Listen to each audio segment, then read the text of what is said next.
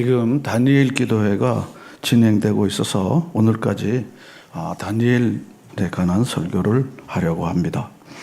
오늘 읽었던 이 본문은 다니엘서 12장인데요. 다니엘서 12장은 우리가 본 것처럼 다니엘서의 마지막 장입니다. 이 12장의 이 말씀은 다니엘서 전체의 결론이기도 하고 또 묵시 내용을 담고 있는 에스겔과 다니엘서의 전체 결론이기도 합니다. 우리가 책에 서론을 대강 읽고 본론을 잘 읽지 못해도 결론을 읽으면은 그 책의 내용을 다 읽은 것이나 다름이 없을 때가 많이 있습니다. 여러분들이 다니엘서의 내용을 이제 웬만큼 다 알고 있지만 이 12장을 통해서 우리가 중요한 어떤 결론적 메시지를 잘 들을 수 있으면 좋겠습니다. 오늘 이 본문의 말씀은 7장부터 12장까지 내용은 묵시, 상징, 우리가 이해할 수 없는 여러 다른 세계들을 설명하고 있기 때문에 본문의 역사적 배경을 아는 것이 본문을 이해하는 데 매우 중요한 일입니다. 말라기서 이후에 신구약 중간 시대가 400년은 있습니다. 세례 요한이 등장하기까지 말라기 이후에 400년의 신약과 구약 사이에 신구약 중간 시대의 내용은 바로 역사를 통해서 우리가 알 수 있어요. 왜냐하면 말라기 이후에 그 다음에 어떻게 됐는지에 대해서는 성경은 말해주지 않고 있어요.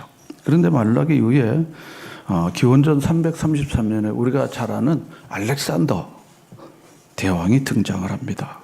근데 이 알렉산더 대왕이 기원전 333년부터 기원전 64년까지 당시 전체 바로 북아프리카 그리고 이제 팔레스타인을 포함하고 있는 바로 메소포타미아 지역 또 뿐만 아니라 그리스 로마 지역을 다 포함하는 제국을 이뤄놓습니다. 그래서 알렉산더는 바로 징기스칸과 함께 단시간에 제일 많은 영토를 확보했던 대왕 중에 한 사람이 징기스칸, 알렉산더 이렇게 둘입니다. 그런데 이 알렉산더가 젊은 나이에 여전군인으로 계속해서 정복 전쟁을 나가다가 말라리아 같은 질병에 걸려서 치료를 못하고 젊은 나이에 죽게 됩니다. 그래서 주전 323년에 알렉산더 대왕이 죽고 그리고 광활한 이 영토를 바로 장군 4명이 분할해서 다스리게 됐습니다. 장군 4명이 분할해서 다스리는데 첫째는 그리스, 두 번째는 아나톨리아라는 지역인데 오늘날 터키 지역입니다. 소아시아. 셋째는 메소포타미아, 이란과 이라크 지역입니다. 네 번째로는 이집트 지역입니다. 그러니까 아시아와 소아시아와 아프리카 그리고 유럽의 남단인 그리스 바로 로마까지 이탈리아까지 모두 제국을 이렇게 네 왕에게 이렇게 분할해서 통치하게 됐습니다. 오늘 본문의 내용과 연관해서는 팔레스타인 지역과 연관해서는 메소포타미아와 이집트 지역에 바로 실권을 잡은 왕조가 있었는데 메소포타미아는 셀루쿠스 왕조가 다스리게 됐습니다. 이집트 지역은 바로 프톨레미 왕조가 다스렸습니다. 그런데 팔레스타인 지역은 처음에는 이집트 지역을 지배하는 바로 프톨레미 왕조가 지배하다가 후에는 바로 메소포타미아 지역을 다스리는 셀루쿠스 왕조가 다스리게 됐습니다. 그런데 이 셀루쿠스 왕들 중에 안티오코스 에피파네스 4세라고 하는 왕이 이렇게 즉위를 해갖고 유대교를 탄압하는 일을 가혹하게 이제 한 겁니다. 그는 헬라 문화를 온 세상에 전파하는 전도사로 자칭하고 헬라 문화 이외에는 다른 문화를 일체 허용하지 않는 이런 강력 어떤 통치를 하게 된 겁니다. 일제 말에 바로 1939년도 대동아 전쟁, 41년도에 진주만 습격, 그리고는 일본이 한국을 완전 일본화 시키려고 이전에 이미 장시개명을 했죠. 그리고는 우리 말과 언어, 문화, 전통, 역사를 다 빼앗아간 것처럼 그리고 교회를 다 부수고, 그리고 이제 주기철 목사님, 손양호 목사님 같은 이들을 다 순교의 제물로 이렇게 다 이렇게 죽음으로 몰아넣는 일을 한 것 같이 바로 이 에피파네스 4세가 바로 그런 자였습니다. 그래서 자기 이름이 에피파네스라고 그랬는데 신의 현현이다. 마치 그 자기들이 믿는 신이 자기에게 나타나갖고 자기는 사람이지만 신이다, 이렇게 이야기하는 자가 에피파네스 4세였습니다. 이 사람이 얼마나 지독하게 탄압하는 것을 잠깐이나마 예루살렘을 회복했던 마카베 형제가 예루살렘을 회복했는데, 이 마카베 형제가 당시의 통치를 기록한 마카베서가 있습니다. 마카베상, 마카베하서 이렇게 있는데요. 그런데 마틴 루터가 이 마카베서와 같은 성경이 아닌 외경이라 이렇게 말합니다. 그럼 따릅시다. 성경, 외경, 위경, 이렇게 세 가지가 이렇게 우리가 분간을 잘 해야 합니다. 마르틴 루터는 66권 외에 다른 성경들은, 다른 성경에 준하는 것들은 위경이다 이렇게 했습니다. 외경이다, 위경이 아니고 외경이다 그랬습니다. 그러니까 외경이다. 그러니까 마카베서는 그 외경인데, 그 마카베서에 보면요, 얼마나 이 에피파네스 4세가 유대인들을 가혹하게 그 종교, 그들의 유대교 신앙을 다 뽑아 없애는지를 잘 설명해 주고 있는데요. 마카베서 그 내용을 보면요, 마카베상 1장 44절에서 54절을 보면요, 이 왕이 예루살렘과 유다의 모든 성읍에다가 이제 칙서를 내립니다. 유대인들이 자기 고장의 낯선 관습을 가르칠 것, 따르게 할 것, 성소에서 번제물과 희생제물과 제주를 바치지 못하게 하고, 또 뿐만 아니라 안식일과 축제를 더럽힐 것, 또 성소와 성직자들을 모독할 것, 이교 제단과 신전과 우상을 만들고 대지와 부정한 짐승을 희생제물로 바칠 것, 그들의 아들들을 할례 받지 못하게 하고 온갖 부정한 것과 속된 것으로 그들 자신을 혐오스럽게 만들도록 할 것, 율법을 잊고 모든 규정을 다 변개해서 율법을 다 없애버릴 것, 그리고는 이 왕의 말대로 하지 않는다는 사형에 처할 것, 이렇게 다 알리게 됩니다. 그런데 마카베서 2장 7절에 보면요, 유대인 어머니와 7명의 아들이 끔찍한 고문을 받으면서 순교하는 모습을 잘 그려져 있습니다. 그리고 이 사람들은 저항하는 유대인들에게 대하여는 가혹하게 다스렸는데 이런 식으로 했습니다. 유대인들은 돼지고기를 속하지 않은, 거룩하지 않는 음식이라 먹질 않습니다. 그렇기 때문에 이 왕조의 사람들은 돼지고기를 이렇게 딱 상위에다가 다 썰어놓고 그릇을 들고, 그러고는 거리에 사람이 다 모이는 데 가고 돼지고기를 딱 해서 한 입씩 다 집어넣도록 그렇게 합니다. 강제로 먹게 합니다. 그리고 그걸 받아먹는 사람은 살려주고 통과시키고, 그걸 성경에 위배되어 있는 것이라 그래서 내가 먹을 수 없다 하는 사람들은 현장에서 죽였습니다. 그 자리에서 죽이는 겁니다. 마카베 2장 7절에 보면 유대인 어머니와 7명의 아들이 깜찍한 바로 이 고문을 받으면서 순교하는 모습을 잘 그려주고 있습니다. 마카베 하서 2장 36절에 보면요, 제가 그게 총 42절까지 있는데 제가 하나만 뽑으면요, 우리 형제들은 잠깐 동안 고통을 받은 후에 하나님께서 약속해 주신 영원한 생명을 실컷 누리겠지만 당신은 그 교만한 죄에 대한 하나님의 심판을 받아서 응분의 벌을 밟게 될 것이요, 그랬습니다.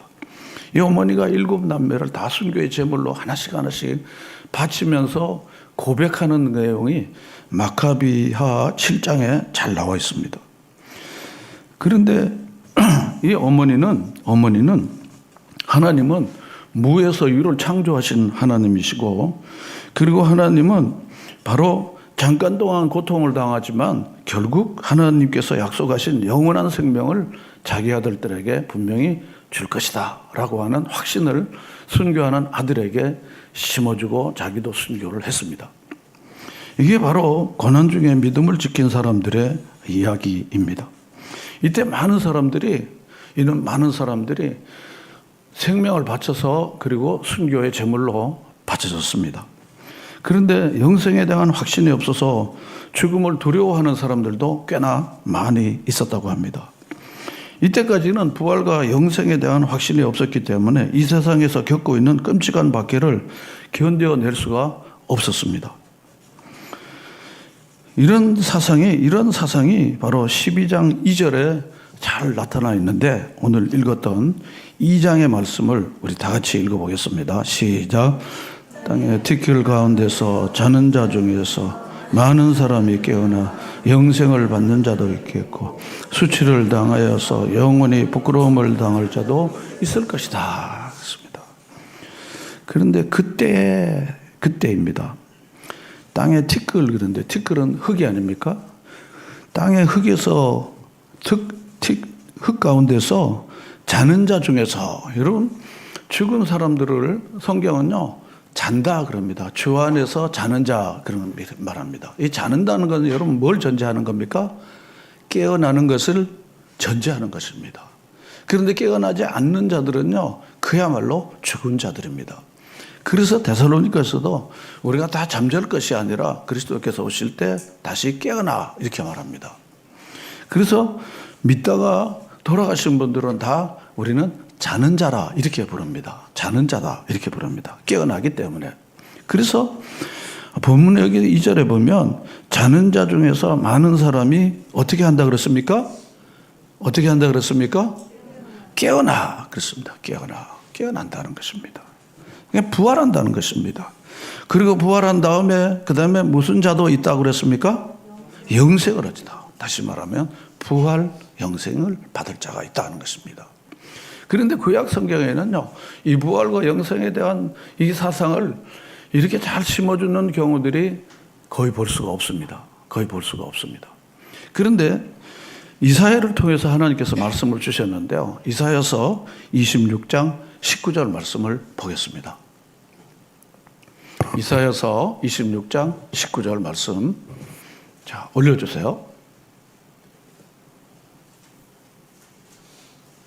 예, 우리 다 같이 읽어보겠습니다. 시작.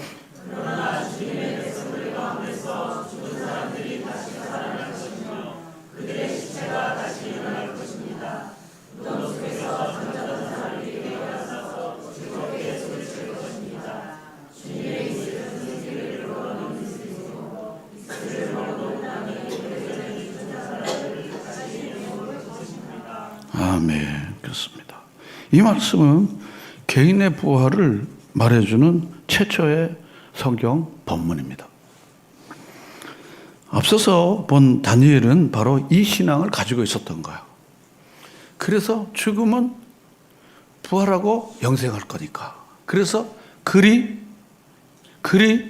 아니하실지라도 바로 그 신앙입니다. 그리 아니할지라도 왕의 신당 앞에 절하지 않겠습니다. 세상의 돈 앞에 절하지 않겠습니다. 바로 세상의 우상 앞에 절하지 않겠습니다.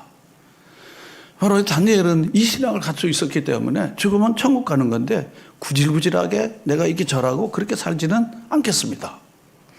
바로 이 다니엘의 신앙을 보여주면서 당시에 많은 사람들이 두려워하고 그리고 당시 많은 사람들이 부끄럽게 사는 사람들에게 두려워하며 사는 사람들에게 바로 이 말씀을 결론으로 주는 것입니다. 그럼 오늘 본문 말씀을 자세히 한번 살펴보겠습니다. 첫째로 우리 첫째 올려주겠습니다. 다 같이 읽겠습니다. 마지막 종말에 임박한 지금. 본문의 말씀을 보면요, 우리 4절 말씀을 다 같이 읽겠습니다. 다니엘아, 마지막 때까지 이 말을 간수하고 이 글을 봉함하라. 많은 사람이 빨리 왕래하며 지식이 더하리라. 그렇습니다. 말세에 신약 성경에 기록되지 않는 구약의 말세의 증세 중에 하나가 뭔가 하면, 말세에 일어날 현상 중에 하나가 뭔가 하면, 자, 올려주시고요. 커뮤니케이션의 발달과 그에 따른 지식의 증가입니다. 우리가 살고 있는 시대를 무슨 시대라 그럽니까? 지식 정보 시대. 대부분 다 압니다. 지식 정보 시대. 그래서 지금은 지식과 정보가 너무너무 많습니다. 그래서 지식과 정보가 너무 많아졌습니다. 너무너무 지식과 정보가 많아져서 이 지식과 정보를 잘 구분하지 않으면 우리 삶에 큰 손상을 입을 수가 있습니다. 그래서 지식이 더해진다 그랬습니다. 지식이 더해진다. 두 번째로는요, 또 하나의 종말의 징조로 예언된 것은 뭔가 하면 무엇입니까? 세계적인 환란이 도래한다는 것입니다. 세계적인 환란이 도래한다. 여러분, 우리가 잘못된 착각 가운데 사는 건 뭔가 하면요, 지식과 정보가 발달되어지면 인간의 삶은 점점 윤택해져서 점점점 좋아질 것이다, 이렇게 생각합니다. 영어말로 이렇게 말해요. The more, the better. 너는 이 집을 얻으면은 더 행복해질 거야. 너는 이 학위를 얻으면은 더 행복해질 거야. 너는 이 사람과 결혼을 하면 더 행복해질 거야. 너는 돈을 1억 5천을 모으면은 너는 탄탄대로를 가게 될 거야. 더 모아, 더 베타. 이런 것입니다.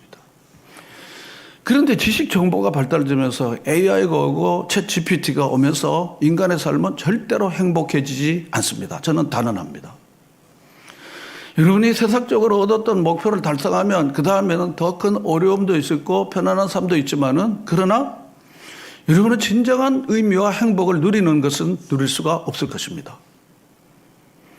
1차 대전이 일어나기 전에요, 유럽을 뒤엎었던 사상의 혁명은 무엇인가 하면, 사상의 혁명은 뭔가 하면 인간의 이성을 개발시키면은 인간이 선해지고 그 선한 인간들이 모여지면은 이 지상에 유토피아가 오겠다, 이렇게 생각을 했습니다. 그래서 이성 본위주의, 합리주의, 실용주의, 이게 바로 당시 시대 사상이었습니다. 그런데 1차 대전이 땅 터지면서 인간이 생각했던 이성의 개발로 인하여 만들어 놓았던 다이너마이트가 전쟁의 도구로 쓰여지는 거예요. 노벨이 자다가 깨서 벌떡 일어날 판이에요. 인간이 이렇게 악한 겁니다. 그래 나서 사람들은요, 인간의 이성을 개발해갖고 인간이 점점점 좋은 도구를 만들면 인간의 생활은 더 편리해지고 모두 다 균등하게 평등하게 잘 살게 될 것이다 라고 하는 유토피아 생각이 깨지게 된 거예요. 국제연맹이라는 게 만들어나는데 무기력한 거예요. 2차 대전이 떡 일어나고 나서 완전히 무너지게 된 겁니다. 1차 대전은 비교도 할 수 없을 정도로 2차 대전은 무슨 탄이 떨어졌어요? 원자탄이 떨어진 거예요. 원자탄이 떨어지게 된 거예요. 그래서 지금 점점 지식 정보가 많아지면서요, 세계는 지금 환란의 시대를 당하고 있는 거예요. 없던 지진이 점점 일어나야죠. 이쪽에는 식량이 남아갖고 다 버리지. 그냥 우리나라 같은 경우에는 식량이 남아서 다 버리지. 웬만한 거를요, 괜찮다고 생각해도 물어보고 얘가 오케이를 해야 먹을 것도 줍니다. 아무리 가난한 애들도요. 학교에 아이들 우유 다 버립니다, 지금요. 그 좋은 우유를요.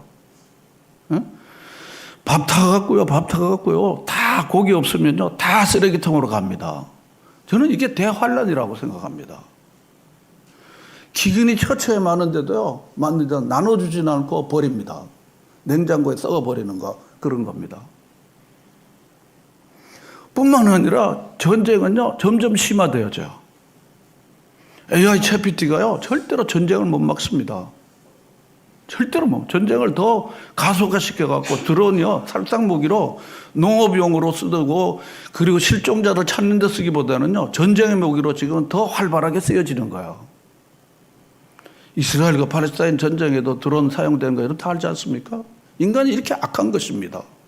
선한 것이 어디 있더냐. 자, 여기 보시고, 선한 것이 어디 있느냐. 이런 것입니다. 유엔이 힘을 못 써요.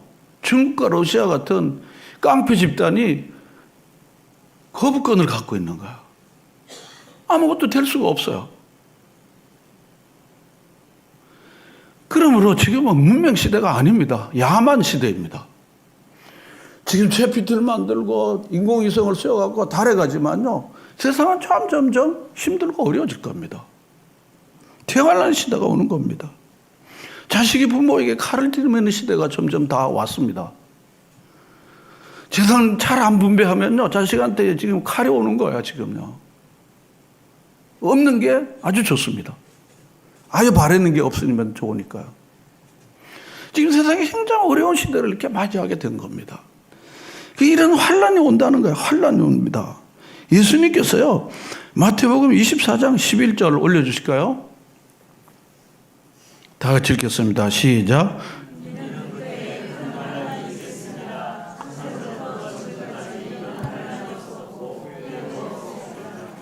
큰 환란이라. 그래서 이게 대환란이라. 요한계시록으로 말하면 대환란인데.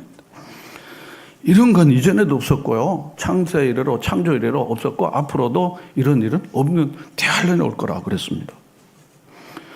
그런데 마태복음 24장 44절에 보면 주님께서 이 대환란이 곧 임하게 될 건데, 이 대환란을 어떻게 맞이하고 대비해야 되는지를 말해줘요. 다 같이 읽겠습니다. 시작.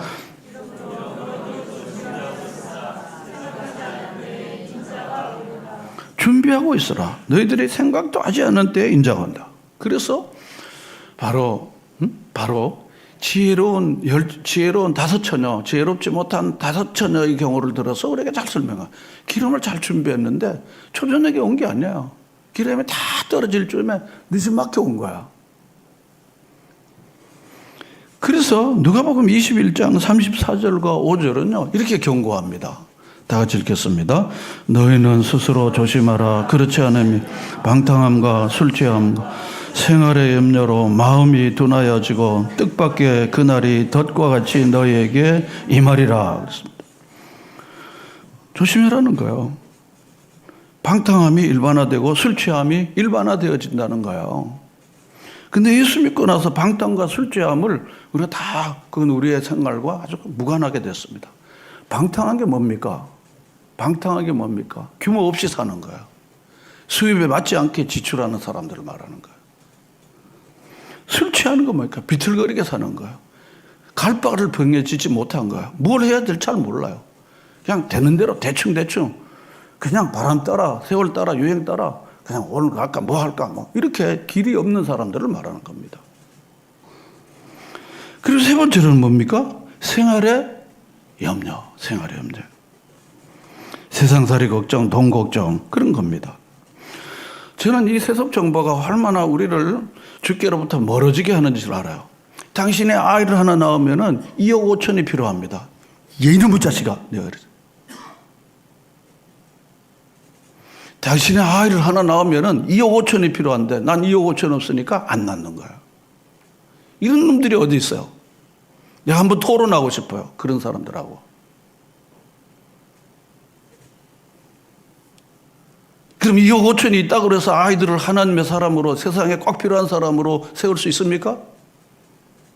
먹인다고, 입힌다고, 좋은 옷 입힌다고, 영어 연수 보내고요. 그리고 뭐 어디 보낸다고 그렇게 하나님 사람이 되는 겁니까? 절대로 NO! 저 NO 하고 세게 말하는 이유가 뭡니까? 그게 되는 게 아닙니다. 이것이 바로 마음이 둔하여지고 뜻밖의 그날에 덫과 같이 오는데, 덫과 같이 오는 게 뭡니까 지금? 제가 지난 시간에 효자권리에게 저는 그 사람 누군지 잘 몰랐어요. 펜싱 국가대표 선수로 메달을 땄던 전현희 같은 경우 그런 거예요. 보다 넓게, 보다 좋은 집에, 보다 락서리한 것들을 얻으면은 자기는 인체 꿈을 이뤘다는 거예요. 새고랑 차는 일만 남은 거 지금요. 새고랑 차는 것만 남는 거죠. 지금 계속해서 세계적으로 지금 굉장히 큰 흐름입니다. 세계 경제의 운명의 주말, 세계 증시 대추락, 세계 경제 대공황 온화, 바닥 모르는 증시, 비상구 안 보인다. 이런 것들을 저는 뭐 경제신문을 잘 보지 않지만은요, 이런 것들이 일반화되는 거예요. 증시 매선 붕괴, 환율 시장 대비명, 이게 계속해서 이런 게 시선입니다. 그래서 뭘 얘기를 하면요, 긍정과 희망이 별로 없고 부정과 비판이 많습니다. 그래서 그런 것들 계속 보는 사람들은요, 인상부터 찌그러져 있어요. 굉장히 부정적이고 굉장히 비판적입니다. 주님이 역사의 주관자이시고 이끌어 가시는 데 대한 아무런 이해나 생각이 없어요. No idea. 생각이 하나도 없습니다. 인간의 어떤 도구에서, 인간의 수단에 의해서 인간의 삶은 다 만들어질 거라고 생각하는 거예요. 그 다음으로 가보겠습니다. 둘째로 생각할 것은요, 마지막 종말에 두 가지 인생이 있다는 거예요. 두 가지 인생이 있답니다. 우리 2절을 다 같이 읽어보겠습니다. 땅의 티끌 가운데서 자는 자 중에서 많은 사람이 깨어나 영생을 받는 자도 있겠고 수치를 당하여서 영원히 부끄러움을 당할 자도 있을 것이며 그렇습니다. 우리는 지금요, 넌 많이 배웠냐? 난 좀 못 배웠는데 이렇게 헤매요. 넌 돈을 얼마나 버냐? 연봉이 얼마나? 나는 얼마인데. 이걸로 이제 평가를 하는 거예요. 너는 정규직이냐? 나는 아주 비정규직인데. 뭐 이런 걸로 평가를 합니다.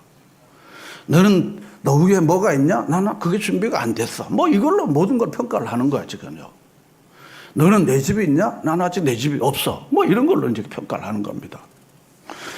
너는 뭐 너희 아버지하고 너희 부모님이 뒷줄이 괜찮느냐? 나는 그게 없어. 뭐 이런 것들로 많이 이렇게 이야기를 합니다.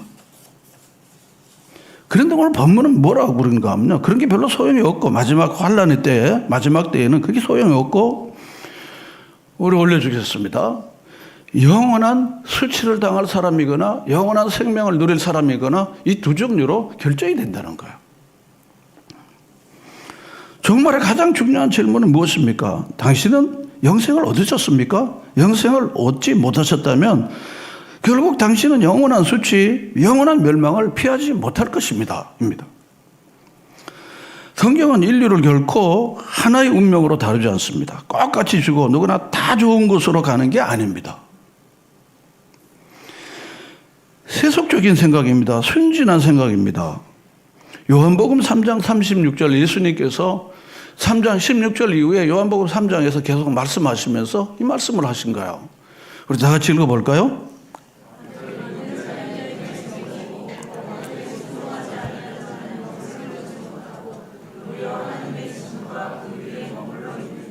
예. 아들을 뭐 하는 자에게는 뭐가 있고요? 믿는 자에게는 영생이 있다고 하는 것입니다. 여러분 믿으십니까? 이게 바로 우리의 신앙의 토대인 것입니다. 착해서, 그리고 선한 일을 많이 해서, 그래서 우리가 영생이 아닙니다. 루터의 그 간절한 절규가 뭡니까? 아들을 믿으면 영생을 얻겠다. 넌 착하게 살아서 천국 갈 것 같다. No! 상대적입니다. 도둑 있는 데서 도둑질 안 하면 걔는 착한 거야. 훔치는 걸 노상하는 그 속에는 훔치지 않으면 그는 선행상 받는 거야. 그래서 도덕은 상당히 상대적이고 그리고 조건적입니다. 아들을 믿는 자에게는 영생이 있다. 것입니다. 아들에게 뭐 하지 않는 자는 뭘 보지 못하고 뭐가 그 위에 머무른다 그랬습니까? 아들에게 순종하지 아니하는 자는 영생을 보지 못하고 도리어 하나님의 뭐가 그 위에 머무른다고요? 진노가. 그러므로 영원한 생명을 얻을 거나 영원한 수치를 얻을 거나는 바로 오늘 말씀이 우리에게 분명히 규정지어 있는 것입니다. 저는 제 멋대로 자기 멋대로 사는 사람인데 행복하고 다른 사람을 살리는 사람을 별로 본 적이 없습니다. 다른 사람에게 그 부담을 많이 줘요. 제 멋대로 살고요, 말씀 순종하지 않고 제 기분대로, 성질대로 사는 사람은요, 행복하지도 않고 다른 사람에게 엄청 부담을 주는 삶을 삽니다. 그래서 아들을 믿는 자에게는 영생이 있고 아들에게 순종하지 않는 자는 영생을 보지 못하고 도리어 하나님의 뭐가 그 위에 있다고요? 진노가 있다는 것입니다. 간디까지 좋아했다는 소위 예수님의 산상수훈은요, 인류의 보편적 운명을 가르치지 않습니다. 마태복음 7장 13절을 보면요, 좁은 문으로 들어가라. 멸망으로 인도하는 문은 크고 그 길이 넓고 그리로 들어가는 자가 많다 그랬습니다. 내려주시고, 좁은 문으로 들어가라. 멸망으로 인도하는 문은 크고 그 길이 넓었다 그랬습니다. 우리 인생에는요, 넓은 길도 있지만 무슨 길도 있습니까? 좁은 길도 있어요. 예수님은 꽃길 대신 갈릴보리 좁은 길로 가셨습니다. 저는 예수 그리스도를 믿으면요, 그 다음부터는요, 세상과는 이별, 주님이 가신 좁은 길을 그게 내게 가야 할 길이라고 정하는 사람인 것입니다. 그래서 사도 바울은요, 구원의 도를 이야기하고 이 세대를 어떻게 하라고요? 본받지 말고. 잘 알잖아요. 이 세대에 대해서 아니오라고 말할 수 있어야 된다는 거예요. 육신의 정욕과 이생의 자랑과 안목의 정욕으로 우리를 계속해서 끌고 가는 이 세상에 대하여 이 세대의 요구 앞에 뭐라고 말해야 됩니까? 아닙니다. 우리는 그렇게 안 삽니다. 우리는 그것에 대해서 동의할 수 없습니다. 이게 고백하는 겁니다. 고백합니다. 그런데 많은 사람들이 좁은 길은요, 가는 사람이 별로 없기 때문에 길이 험하고 어려우니까 NO! 그럽니다. 입으로는 아멘, 할렐루야 그러지만요. 그리고 사람들이 다 가는 편안한 길로 가요. 쉬운 길로 가요. 조금만 어려우면은 아닌 거예요. 그런데 넓은 길은요, 그게 영생의 길이기만 하면 얼마나 좋겠습니까? 그러나 그 넓은 길은 사망의 길인 겁니다. 자기도 사망이요, 자기에게 주변에 있는 가족들도 사망으로 가는 겁니다. 어제 스티븐 모리스 장로님 간증을 하면서 그 아버지는요, 자기도 쇠고랑 차고 감옥에 갔다가 죽고 자기 아내도 죽이고 애들은 다 고아원에 보내고 그런 인생이 되는 거예요. 그런 인생이 되는 겁니다. 바로 이것이 바로 우리 인생에 주어진 길입니다. 저는 부모들이 좁은 길을 가면요, 자녀들은요, 분명히 행복을 노래하는 삶이 될 줄로 믿습니다. 그러나 부모들이 좋은 길, 편한 길, 쉬운 길로 가갖고 가면요, 자녀들은요, 백발백중 세상에 멸망의 자식이 되는 거예요. 백발백중 멸망의 자식이 되는 것입니다. 그러므로 예수님께서는 나는 죽고 너희를 살리신 예수의 길을요, 우리 마음속에 중심으로 살고 이것이 진리다, 이것이 진리다. 이런 확신들을 여러분들이 교회 나오면서 말씀을 들으면서 이번 확신들을 여러분들이 다 가지시고 예수를 믿고 사시기를 축원합니다. 세 번째로 생각할 것은요, 마지막 종말에 스타가 탄생한다는 것입니다. 본문 3절을 다 같이 읽겠습니다. 시작. 지혜 있는 자는 궁창에 빛과 같이 빛날 것이요 많은 사람을 옳은 대로 돌아오게 한 자는 별과 같이 영원토록 빛나리라. 그렇습니다. 여기 별과 같이 빛나고 빛나는 인생을 두 가지로 얘기했습니다. 하나는 뭡니까? 지혜 있는 자입니다. 금은 보화보다 지혜가 더 중요합니다. 금은 보화보다 지혜가 중요한 게 뭔가 하면 지혜를 가지면요, 금은 보화도 같지만요, 사람도 없고요, 행복해지고 그럽니다. 미련한 사람들은요, 금은 보화를 가지면요, 큰일 납니다. 어리석은 사람들이 권력을 가지면 큰일 나는 거예요. 북한처럼요. 그런 사람들은 그걸 가지시면 안 되는 거예요. 안 되는 겁니다. 그게 남용이 얼마나 심한 걸 우리가 아는 거예요. 청소년들이 돈 좀 있어갖고 마약을 점점 하니까 이게 큰 걱정이에요, 이게. 큰 걱정이라고요. 그래서 지혜 있는 사람은 무엇입니까? 지혜 있는 사람은 잠언과 전도서에서 말하는 그 지혜를 말하는 거예요. 하나님을 알고 하나님을 경외하고 많은 사람을 살리는 것이야말로 참된 지혜, 이런 것입니다. 이런 지혜 있는 자는요, 궁창에 빛과 같이 빛날 것이고, 두 번째는 별과 같이 영원토록 빛나는 사람은 누구입니까? 오늘 제목인데 뭡니까? 많은 사람을 옳은 대로 돌아오게 한 자. 이번 다니엘 기도에 강사들이 다 그런 분입니다. 고난과 역경 중에도 믿음을 꼭 붙잡고 살아서 많은 사람들에게 선한 영향을 끼치고 살리는 사람, 바로 그런 사람입니다. 별이 스타가 아닙니까? 별이 스타입니다. 오늘날 스타들이 얼마나 넘어지는 걸 우리가 많이 봐요. 스타들이 마약해서 넘어지고 사회에 악영향을 끼치고 그럽니다. 그러다 보니까 이런 말이 있어요. 스타라는 뜻이요, 이런 뜻이 있다고 얘기하는 거야. 뭡니까? 스스로 나가네. 이런 거야. 이런 겁니다. 애들이 첫 번째도 다 탤런트가 되고 싶대요. 두 번째도 탤런트가 싶고, 세 번째 죽으려고 탤런트 한다, 너들. 응? 탤런트 중에요, 간증하시는 분들이 이제 오늘인가 내일인가 이제 우리 간증하시는 분들이요, 탤런트 되고 갑자기 돈 나갔고요, 타락하지 않기가 어렵다는 거야. 어렵다는 거야. 마약 안 하기가 어렵다는 거죠. 제 여보가 저기 사북에 있는 카지노 있는 데 있잖아요. 사북 그 카지노에 거기 은행에 지점장을 했어요.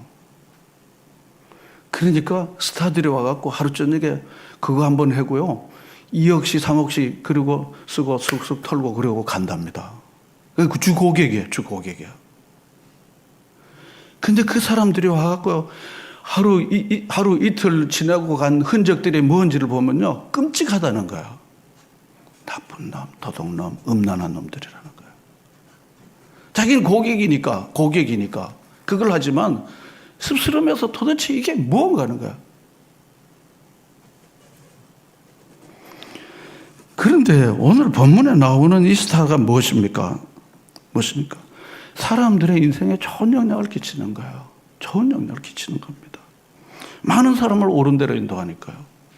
저는 첫 번째 김인강 교수님요, 하체 마비가 돼갖고, 그리고는 계속해서 그렇게 살던 그분이요, 최하섭 선생님이라는 선생님을 만난 거예요. 바로 이 김인강이라는 장애로 도무지 살 수 없는 인생에게 길을 열어준 거예요.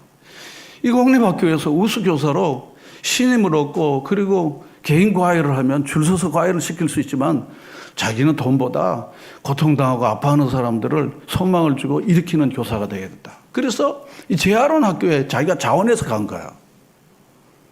그리고 이 김인강을 만난 거예요. 김인강을 만났습니다. 제가 여러분 간증하는 것 외에 기쁨 공식이라는 책을 읽어보면 그의 풀스토리가 잘 나와 있어요. 근데 이 선생님은요, 자기 시간 외에 소위 9 to 6가 아니에요. 그냥 9시 출근, 6시 퇴근하고 끝장이 아니에요. 그냥 거기 재활원에서 같이 사는 거예요. 그냥 식구들하고 같이. 그러면 이 아이를 데리고 계속해서 돌봐주고 살피고. 그런데 이제 학교를 가야 되는데, 상급 학교를 가야 되는데, 다 장애아를 어떻게 우리가 받을 수 없다고 받지 못해. 대전중학교를 가갔군요. 가서 좀 예를 좀 받아주십시오. 신청을 보더니만, 우리 학생은 우리가 감당을 못합니다. 안 됩니다. 계속해서 찾아가는 겁니다. 계속해서 찾아가갖고는요, 만약 이 김영광 학생을 받아들이지 않으면 이 학교가 영원히 후회할 것이라고 엄포를 놨답니다. 그러니까 할 수 없이 갔는데 대전중학교에서 공부를 해갖고 서울대학교 수학과를 가고, 그리고 정말 많은 사람들에게 그 어려운 세계를 통해서 하나님의 복음을 전하고 신실하고 겸손하게 사람들을 살리는 위대한 일을 한 겁니다. 여러분, 많은 사람들을 옳은 대로 인도하는 일만큼 인간의 가치로운 일이 없습니다. 한번 여러분 생각해 보세요. 자기 하나 자기 자식 데리고 먹고 사는 걸로 인생의 전부라고 생각하는 사람이 많아요. 집 하나 늘렸다, 땅 하나 늘렸다, 소득을 늘렸다. 그걸로 만족하는 사람들이, 세상의 모든 사람들이 다 그거예요. 집 하나 늘렸다, 땅 하나 늘렸다, 세 많이 받을 것도 샀다, 이게 다 기쁨입니다. 이게 없는 곳에 있는 게 좋겠죠. 많은 사람을 옳은 대로 인도하는 일에 대하여 우리가 더 많은 관심을 기를 필요가 있다. 인생의 전환점을 만드는 것입니다. 안드레는요, 예수님께로 인도하는 일에 참 잘했어요. 그가 인도한 사람들 중에 사도행전의 주인공이 누구입니까? 사도행전의 주인공 한 사람인데 누구입니까? 베드로예요. 베드로. 안드레는요, 자기 형인 베드로를요, 예수님께로 인도한 거예요. 아마 안드레가 베드로를 예수님께로 인도할 때 위대한 사도가 될 것이다, 그렇게 생각하고 인도했을까요? 아니면 형, 나 메시아를 만났는데 형도 와서 봐, 그랬을까요? 편안하게 얘기했을까요? 어부였던 안드레가 뭘 그렇게 다 알겠어요? 다음 주일요, 우리가 추수감사주일로 우리 이웃과 가족 식구들을 주님께 초청하는 일을 하려고 해요. 여러분, 아주 쉽지만 또 어렵습니다. 그렇지만요, 여러분들이 마음을 쓰면요, 상당히 많은 분들이 열려 있습니다. 넌 나를 가자, 그리고 나를 데리고 가면 나는 갈 수 있어. 그렇게 몸으로 말하는 거야. 우리가 그렇게 얘기를 안 했으니까. 그냥 내버려 뒀으니까. 그냥 같이 밥 먹고 같이 지내고 가르치고 있었지만은, 그러나 교회 가자고 데려고 오자고 한 적은 별로 없으니까. 근데 실제로 여러분들이요, 마음을 두고요, 가자 그러면요, 나 그러지 않아도 가려고 그랬는데, 그렇게 하는 사람들이 상당히 많습니다. 여러분 믿으십니까? 그 사람들이요, 나중에 물은가 하면 나도 언젠가 종교를 가지고 싶고 가려고 그랬는데 가자는 사람이 없어서 머뭇거렸는데 가자 그러니까 내가 그렇게 갔어, 그런 겁니다. 상당히 많은 사람들이 그렇게 생각해요. 왜냐하면 인간은 공고하기 때문에, 남모르는 어려움이 있기 때문에, 누군가가 해결할 수 없는 어려움이 있는데, 그래서 하나님 앞에 가면 그래도 나를 어떻게 좀 길이 있을 거야 라고 하는 막연하지만 생각을 갖고 있는 사람들이 많이 있습니다. 여러분 마음을 편히 먹고요. 편히 먹고 우리 같이 한 번만 가자고. 하나님께서 역사하시면요. 그 사람의 마음에 감동시켜 갖고요. 마음의 변화가 일어나서 인생의 새로운 변화가 일어난다면 이보다 놀라운 일이 어디에 있겠습니까? 제가 김영강 교수님 한 번 더 얘기하죠. 대학 시절에 자기 선배 누나가요. 성경 공부하는데 가자고 그래서 그래서 뭐 마땅히 돈도 없고 갈 데도 없고 그리고 누나가 좋아하는데 가자고 바로 성경 공부하면서 그는 하나님을 알게 됐고 자기 자신이 존엄한 존재라는 거 장애를 갖고 어려웠지만 자기는 너무 존엄한 존재라는 것을 알게 되고 이 존엄한 존재가 어떻게 살아야 되는지를 알고 그는 지금 엄청나게 놀라운 일을 행하는 사람이 된 겁니다. 저는 오늘 말씀을 마치려고 합니다. 오늘 이 말씀을 여러분들 기억하시면서요. 여러분 먹고 사는 것도 바쁘고 승진도 해야 되고 자기 일도 해야 되지만요. 여러분 사람들을 옳은 대로 인도하는 것이 여러분의 인생의 한 페이지가 되어질 수 있기를 바랍니다. 나중에 지나놓고 보면요. 밥 먹고 살았지만 그리고 살기는 내가 괜찮게 밥이나 먹고 그리고 부러움 없이 남부러울 수 없이 살았지만 내가 사람들을 옳은 대로 인도한다는 주님 앞에 내가 어떤 모양으로 설까? 주님은 잃어버린 영혼을 찾으러 구원하러 오셨다고 그랬는데 난 그냥 날 은혜 받고 그게 좋았어. 난 그냥 은혜 받고 내 믿음 하나 지켰어. 그렇지만 여러분 옆자리에 여러분이 인도한 사람하고 같이 예배 한번 드린다고 생각해 보십시오. 성경을 찾아주고요. 그리고 이 사람 믿음이 잘 자라는 걸 보는 기쁨이 여러분 있습니까? 이것이야말로 주님이 우리에게 내려보실 때 얼마나 큰 기쁨이 되겠습니까? 기쁨이 되겠습니까? 이번 한 주간 여러분들 지난번에도 9월 달에도 이번에도 작정하신 분이 62명, 180명을 이렇게 했습니다. 했습니다. 저는 이번에 웰스 정수기의 기사분을 제가 그동안 계속 기도하고 우리 교회 정수기 설치하러 오신 분이에요. 설치하는 분이에요. 꼭 평가할 때 잘 좀 해주시면 좋겠어요. 아우 제가 잘하고 말죠. 그래서 잘하고 부가 설명도 내가 해서 그 평가서를 보냈습니다. 그리고는요 우리 기사님 우리 교회 정수기 이렇게 여러 개 설치했는데 잘 하셨다고 그리고 다음번에 제가 한번 초청할 때 우리 교회 한번 오시라고. 예, 그러면 제가 선생님 오시라는데 제가 한번 가겠습니다. 여기까지 왔습니다. 여기까지 왔습니다. 여러분 복음을 전하십시오. 교회로 초청하십시오. 하나님께서 분명히 크게 역사하실 것을 믿습니다. 여러분 이 확신을 가지고 나아가십시오. 여기 우리 김시원 성도님은요. 이대균 익명의 두 친구를 올려놓은 거예요. 충분히 여러분 전도할 수 있습니다. 우리 김경식 집사님은요. 김성진, 이혜수, 정진우, 남수준, 박동원 이렇게 했습니다. 이런 분들이 여러분 죽기로 인도할 때요. 인생이 달라진다고 하면요. 빵 하나 주는 것보다요.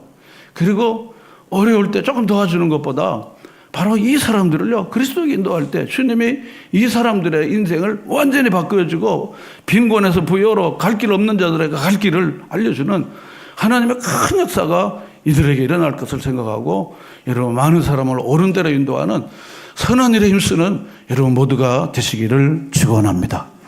다 같이 기도할 때 하나님 아버지 이번 주일은 추수감사주일로 영혼 추수하는 이번 추수감사가 되게 해 주십시오. 거래하는 사람들, 만나는 사람들, 친구들, 가족들 주께로 쭉 인도하는 자가 되게 해 주십시오. 우리 다 같이 합심해서 밤하늘의 별처럼 빛나는 인생은 많은 사람을 옳은 대로 인도하는 것이지 하나님 이 말씀을 기억하시면서 그렇게 행하는 저희가 되게 해 주십시오 하고 우리 다 같이 합심해서 한번 기도하겠습니다. 할렐루야. 좋으신 하나님 아버지 지혜 있는 자는 궁창에 빛과 같이 빛날 것이요 많은 사람을 옳은 대로 돌아오게 한 자는 별과 같이 영원토록 빛나리라 했사옵니다.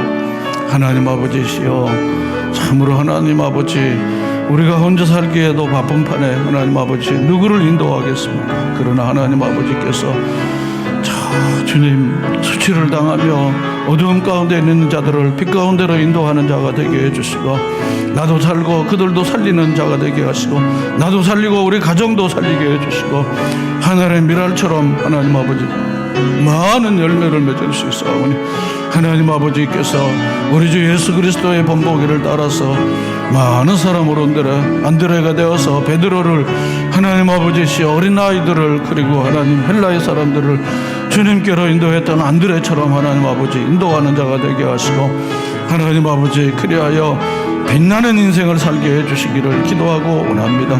자비하신 하나님 아버지시여 도와주셔서 이제 하나님 아버지께서 우리에게 주시는 이 교훈들을 마음에 잘 새기며 하나님 아버지시여 아무쪼록 전도의 열매를 꼭 맺을 수 있게 해주시고 우리 교회가 강건하여 주님 구원받는 백성들로 가득 채워지게 해주시옵소서. 하나님 길을 알지 못하고 하나님 아버지 어찌 살아야 될지 모른 채 하나님 아버지시여 어두운 가운데 있는 이들 가운데 빛이신 예수님을 잘 증거하여 구원에 이르는 역사를 꼭 만들어내게 해주시고 입술에 지혜를 주시고 용기와 담대함을 더해 주시사 하나님 아버지 전하고 선포하여 주께로 나오는 역사를 이루어내게 하여 주시옵소서. 하나님 아버지께서 주시는 은혜를 감사합니다. 예수님의 이름으로 기도합니다. 아멘.